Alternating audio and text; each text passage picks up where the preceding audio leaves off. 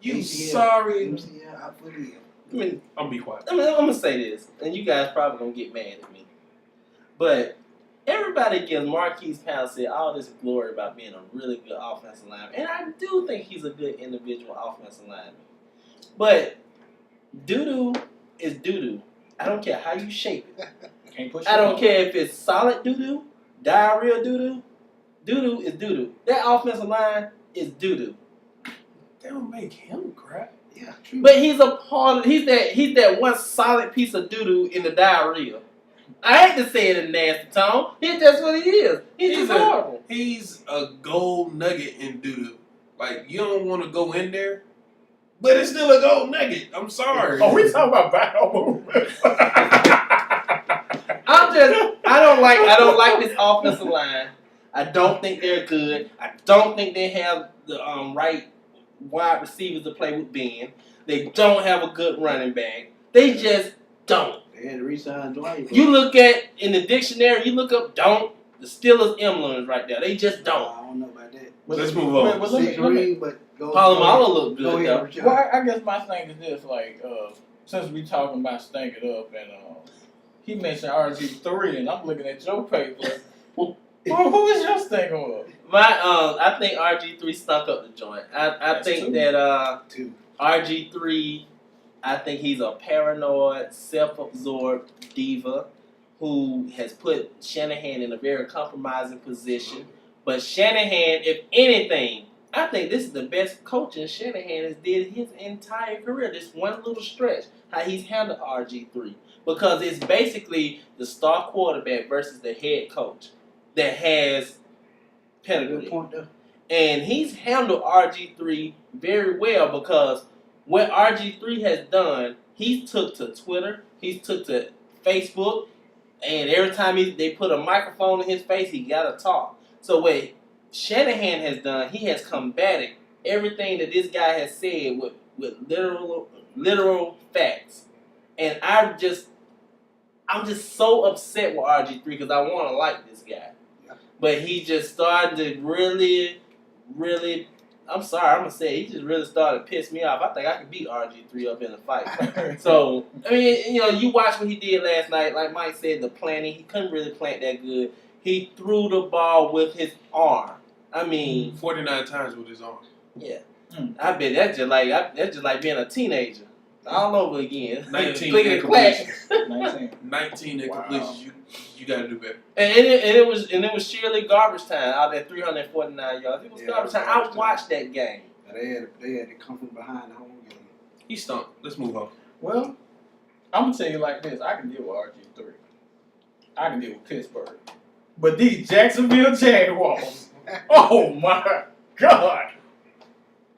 It was god awful. It was 28-2. I'm not even gonna say your name, and I know how to pronounce it. I'm gonna call you that quarterback, okay? I can't even put it all on you. You got sacked 6 times. You threw 2 interceptions, and then you end up going to the sideline. Of course, they put him on the sideline because he hurt his arm and his pride. And him and his pride sit down on the bench, and then they put in Chad. You sit down on the bench. Right. They put Chad Hennon in. Another guy I'm not a big fan That of. wasn't no upgrade. And you know what he did? Hey, I'm sorry. Hold Okay, on. go ahead. Let me tell you what he did, though.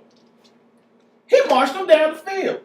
They got to the 3-yard line and then couldn't do nothing. I am done. I don't want y'all to move to LA. Just move to Canada and call it a day. I'm so tired of Jacksonville. Just go to Canada and call it a day. Maybe Puerto Rico. Just get out the NFL. What y'all got? I'm going to say this. But one question. On the 3-yard line, why is MJD not running the football? Oh, and don't get me started on that. I can't think of how many yards he had, but you know what? He didn't do good at all. Yeah, but he didn't. He didn't either. He's still injured, I think. I blame the whole team. The whole team. I don't know if they still thought it was preseason.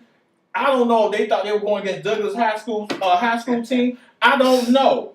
But that was ridiculous. I'm glad I didn't watch the game, but I'm kind of upset I seen highlights. I really think that Chad Henne is a better quarterback than Blaine Gabbert. Yeah. And it hurts to say that because I think that Chad Henne is not good. So it's like, what's worse than not good? But I knew when But- Blaine Gabbert got drafted, it was gonna be a problem. Even when he was at Missouri, I didn't like him. So I just knew it was. Well, Blaine Gabbert was supposed to be the prodigy, the of the new style NFL quarterback. Because I remember maybe about 3 or 4 years ago when what's my guy name? He's the backup in Kansas City, Chase Daniels. I remember when Chase Daniels he was a senior at Missouri, and they had a picture of him and Blaine Gabbert on the Sports Illustrated cover, and it said,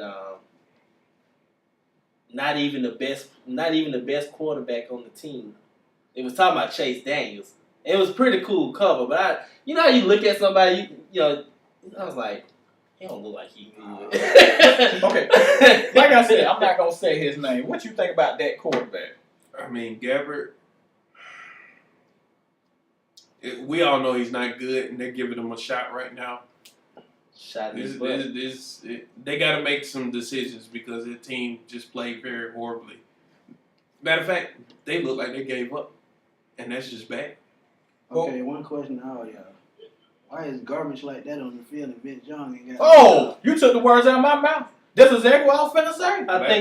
I think Vince Young is similar to Allen Iverson, but the difference is Allen Iverson was able to produce more to become an elite player, and Vince Young really wasn't given the opportunity to produce because I really think Jeff Fisher pulled the rug up under him way too early. Well, that's a discussion for another time. Oh, but okay, I'm gonna kind of say it, but I can't say it. You think he had plenty of opportunity? He took over for me now. Well, here's my thing. Like I said, I'm gonna say it, but I can't really say it like I want to say it. But due to his position, and I'm just gonna say blank, the patience are still kind of low with certain coaches and how the NFL is ran. I really want to say what I want to say, but I'm not gonna say it because I don't want to defend this company. That's all I got to say. I'm confused. But new uniforms, same crappy team. And I also think that MJD is hurt. Yeah, he's still hurt. I think he's still hurt. And they need a philosophy change. I like the head coach they got. But something has to give with these players. It's either going to be they support, the front office either supports the players or support the coach. They've had this garbage for a long time now.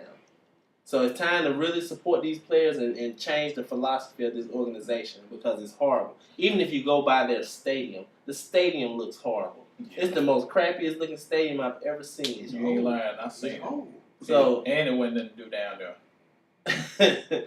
So it's just one of those things where a decision has to be made. And until that decision is made, we're going to still keep seeing trash.